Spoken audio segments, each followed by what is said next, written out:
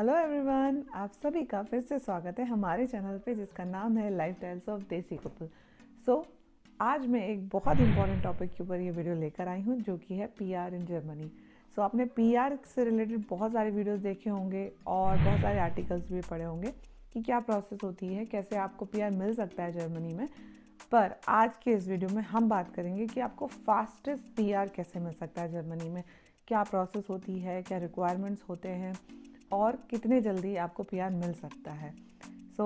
चलिए अब हम इस वीडियो को बिना टाइम वेस्ट किए स्टार्ट करते हैं। बट हाँ, सबसे पहले अगर आप मेरे चैनल पे नए हैं तो please please please subscribe my channel, और अगर आप ऑलरेडी मेरे चैनल पे वीडियोस देख चुके हैं तो please like, share and comment and मुझे ज़रूर बताएं कि आपको मेरे इन्फॉर्मेटिव वीडियोस कितने पसंद आ रहे हैं और ट्रैवल वीडियोस आपको कैसे लग रहे हैं। चलिए अब हम ये वीडियो स्टार्ट करते हैं।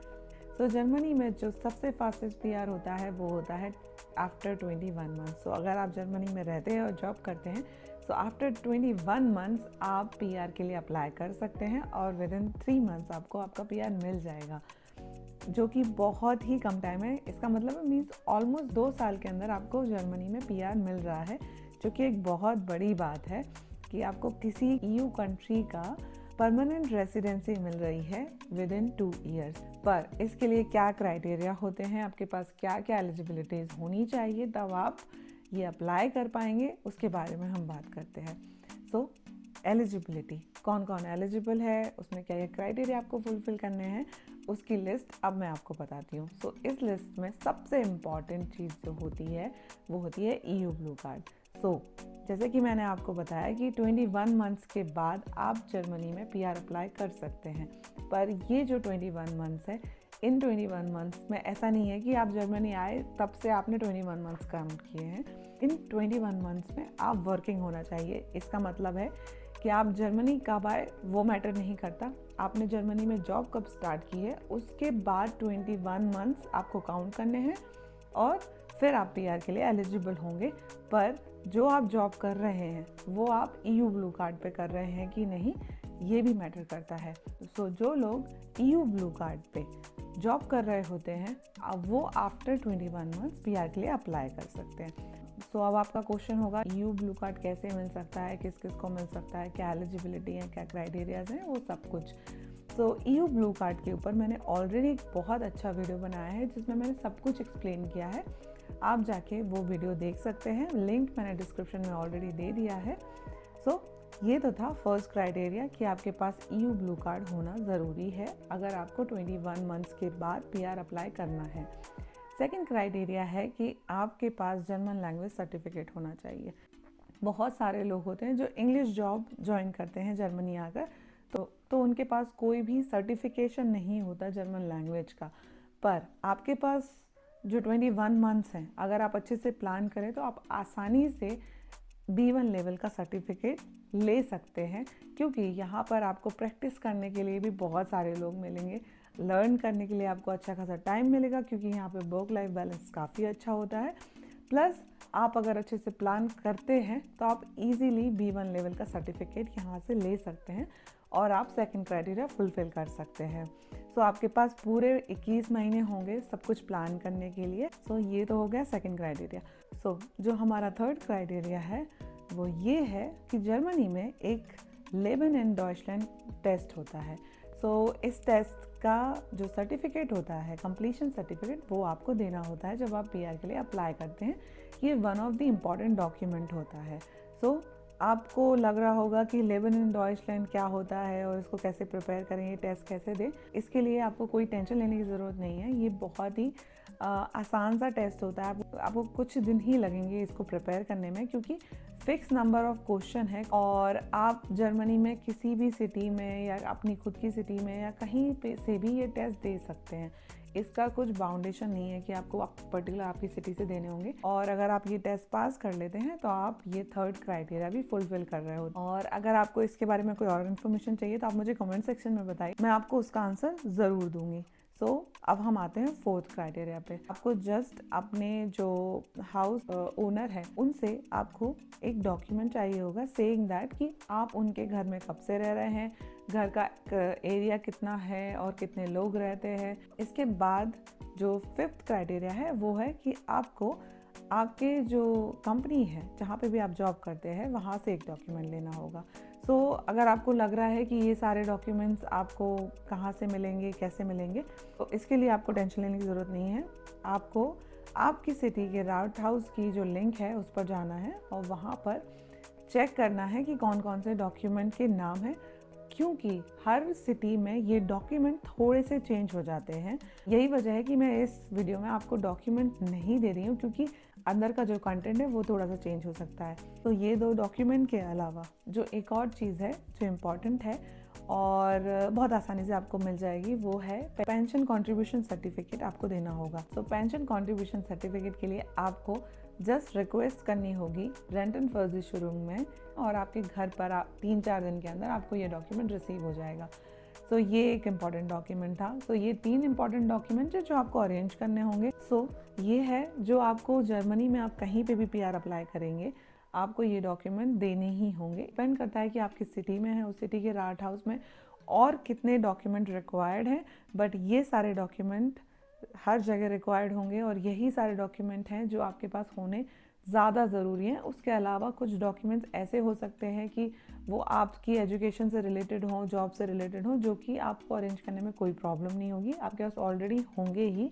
और इसी के साथ साथ एक फ़ोटो भी आपका लगेगा। तो आप वो फ़ोटो ऑलरेडी खिंचा के पहले से रख सकते हैं, क्योंकि वो भी 6 मंथ्स से ज़्यादा ओल्ड नहीं होना चाहिए। पर हाँ, आप एक चीज़ याद रखें, उसकी अपने सिटी के राउट हाउस में जाकर ये सारे डॉक्यूमेंट एक बार वेरीफाई करें कि वहाँ पर कौन कौन से डॉक्यूमेंट मांग रहे हैं, उनको डाउनलोड करें और वही डॉक्यूमेंट फिल करने के लिए अपनी कंपनी में और अपने ओनर के पास भेजें। क्योंकि सारी सिटीज़ के राउट हाउस में, इवन सेम सिटी में भी अगर 2-3 राउट हाउस हैं, तो उनके क्राइटेरियाज और उनके जो फॉर्म होते हैं वो डिफरेंट होते हैं। सो आप ये जहाँ पर अप्लाई कर रहे हैं वहीं के राउट हाउस की लिंक से डाउनलोड करें सारे फॉर्म्स और एक बार सारे डॉक्यूमेंट्स चेक कर लें कि जो मैंने बताए हैं उसके अलावा और कौन कौन से डॉक्यूमेंट्स आपको देने होंगे। तो ये तो हो गया फास्टेस्ट पीआर। अगर आपके पास B1 सर्टिफिकेट नहीं है तो आप सोच रहे होंगे कि यार ये तो बहुत ही बड़ा क्राइटेरिया है कि मुझे तो लैंग्वेज में इंटरेस्ट नहीं है या हम इतना फास्टेस्ट नहीं सीख सकते जर्मन लैंग्वेज, तो हम क्या करें। तो उसके लिए एक और तरीका है कि आपको थोड़े दिन और रुकना होगा, मीन्स आपको 1 साल और रुकना होगा और आप 33 मंथ्स के बाद भी पीआर अप्लाई कर सकते हैं।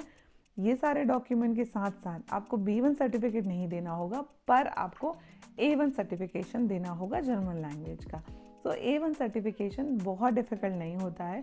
आप जर्मनी में अगर 33 मंथ्स रुक जाते हैं तो, और अगर आप चाहें तो घर में बैठ के भी प्रैक्टिस करके ये टेस्ट के लिए प्रिपेयर करके ये टेस्ट दे सकते हैं। पर हाँ, बाकी सारे क्राइटेरिया आपको फुलफिल करने होंगे। दैट मीन्स कि आपके पास लिव इन डॉइचलैंड होना चाहिए, EU ब्लू कार्ड होना चाहिए, आपके पास पेंशन कंट्रीब्यूशन सर्टिफिकेट होना चाहिए जिसमें कि आपने लास्ट जो मंथ्स थे, जितने भी टाइम आपने जॉब किया है 33 मंथ्स, उसमें आपका कंट्रीब्यूशन पेंशन का है या नहीं और कितना है वो दिखाने के लिए। और फिर हाउस ओनर से और आपकी कंपनी से 2 डॉक्यूमेंट्स लगेंगे जो आपको ऑलरेडी आपके राउट हाउस की लिंक पर मिल जाएंगे। आपको डाउनलोड करके वो फिल करके आपको सबमिट करने होंगे। तो बहुत ही ईजी है। और ये जो 2 टाइमिंग है 21 मंथ्स एंड 33 मंथ्स, इसमें आपको पीआर मिल सकता है आसानी से।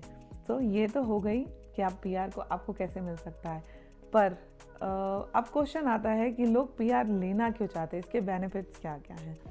एक चीज़ जो मुझे अच्छी लगती है पीआर की वो ये है कि अगर आपके पास पीआर है और आपको चाहिए हाउस लोन जर्मनी में, तो उसके लिए पीआर बहुत इम्पॉर्टेंट, बहुत अच्छा रोल निभाता है compare to EU blue card, क्योंकि आपको इस केस में बहुत ही कम इंटरेस्ट रेट पर लोन मिल जाता है जो कि EU ब्लू कार्ड में नहीं होता है। तो EU ब्लू कार्ड अगर आपके पास है तो आपको इंटरेस्ट ज़्यादा पे करना पड़ता है, पर अगर पीआर है तो आपको इंटरेस्ट ज़्यादा पे नहीं करना पड़ता, बहुत ही रीजनेबल रेट में आपको लोन मिल जाता है, जो कि एक इम्पॉर्टेंट क्राइटेरिया है बहुत सारे लोगों के लिए जो अच्छे से प्लानिंग करके आए हैं कि उनको जर्मनी में रहना है और अपना पूरा सेटल होना है जर्मनी में। तो उनके लिए बहुत इम्पॉर्टेंट है कि उनके पास पीआर हो, ताकि वो अपनी आगे की जो प्लानिंग है वो अच्छे से कर सकें, लोन लेना, अपना घर बनाना और ये सब कुछ। तो ये एक इम्पॉर्टेंट चीज़ हो जाती है अगर आपके पास पीआर है तो। और इसके बाद एक और बेनिफिट होता है, वो ये है कि अगर आपके पास पीआर है तो आपको EU ब्लू कार्ड की तरह उसको 4-4 साल में रिन्यू नहीं कराना पड़ेगा। इसके बाद आप फ्री हो जाते हैं कि आपका परमानेंट रेसिडेंसी है जर्मनी की, आपको बार बार कुछ अपग्रेड नहीं कराना, रिन्यू नहीं कराना, तो एक वो बेनिफिट है। अगर मैं आपको बेसिक लेवल पे बताऊं कि इसके क्या क्या बेनिफिट हैं, तो बस मैं आपको एक चीज़ बता सकती हूँ कि अगर आपके पास PR है तो आपके पास ऑलमोस्ट सारी वो फैसिलिटी या फिर सारे वो राइट्स होंगे जो जर्मन्स के पास होते हैं, एक्सेप्ट वन थिंग कि आप वोट नहीं कर सकते। वो इतना इम्पॉर्टेंट है भी नहीं। अगर आपको किसी कंट्री में 3-4 साल हुए हैं तो शायद आप उतने ज़्यादा इन चीज़ों में इन्वॉल्व भी नहीं हुए होंगे कि आपको वोटिंग करना है, और अगर आपको इस चीज़ में इंटरेस्ट है भी तो भी आप नहीं कर सकते हैं अगर आपके पास परमानेंट रेसिडेंसी है। बाकी जो आपको बेनिफिट मिलते हैं वो सारे जर्मन सिटीजन्स हैं उनके इक्वल ही मिलते हैं। इन 2 तरीक़ों से आप जर्मनी में फास्टेस्ट PR ले सकते हैं। आई होप कि आपको ये वीडियो पसंद आया होगा। अगर आया है तो please like, share and subscribe, and please please please मुझे कमेंट सेक्शन में बताइए कि आपको ये इन्फॉर्मेशन कैसी लगी, और आपको अगर इससे कोई रिलेटेड कोई और क्वेश्चन है तो प्लीज़ मुझसे वो भी पूछिए, मैं आपको कमेंट सेक्शन में उसका आंसर दूंगी। और डिस्क्रिप्शन में मैंने कुछ इन्फॉर्मेशन ऑलरेडी प्रोवाइड की है, इन केस आपको ज़रूरत पड़ती है तो आप वहाँ से ले सकते हैं। और EU ब्लू कार्ड से रिलेटेड वीडियो जो है मैंने बनाया है, उसकी लिंक भी मैंने दी हुई है जो आप चेक कर सकते हैं। मैं आपसे अपने नेक्स्ट वीडियो में मिलूँगी, तब तक के लिए बाय बाय।